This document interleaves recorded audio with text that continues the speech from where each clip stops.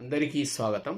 ఎవరైనా కోరుకునేది ఉన్నతమైన స్థానంలో ఉండాలనేది.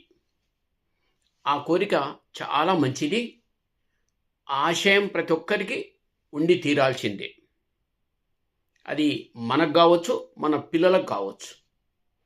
కానీ ఆ ఉన్నతమైన స్థానంలో ఉండాలని ఎప్పుడైతే మనం ఆలోచిస్తున్నామో దానికి తగిన విధంగానే మన ప్రవర్తన కానీ మనం చేసే పనులు కానీ ఉండాలి. ముఖ్యంగా ఈ చిన్న వయసులో ఉన్నటువంటి మన పిల్లలకు అలాంటి మంచి అలవాట్లు మనం నేర్పాలి. ఎలా మనము మంచి స్థానంలోకి మంచి లక్ష్యంలోకి చేరుకోవాలనేది వారికి చిన్ననాటి నుంచి ఒక బీజం వారి లోపల నాటాలి మనం. అందుకు మనం ముఖ్యంగా కొన్నిటిని మనం జాగ్రత్తగా పాటించాలి. ఇప్పుడు మనం అహం ఆప్యాయత అంటాం, గర్వం గౌరవం అంటాం. ఇక్కడ చాలా చూడండి ఈ యొక్క పదాలు ఎలా ఉన్నాయో.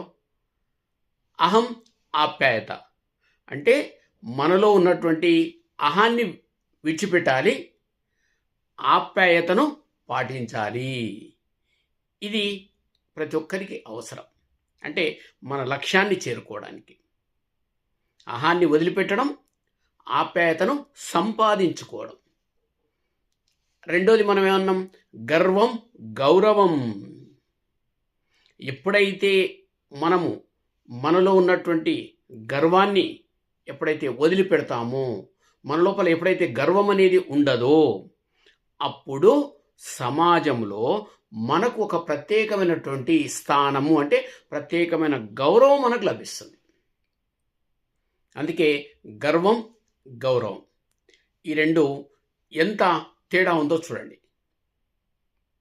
లేదు అన్నీ నేనే గొప్పవాడిని, నేనే పెద్ద, అన్నీ నేను అనుకున్నవే జరగాలి అని మనం అనుకుంటే అది సమాజం కావచ్చు, మన ఇంట్లో కావచ్చు, మనం ఒక్కరమే మిగిలిపోతాం.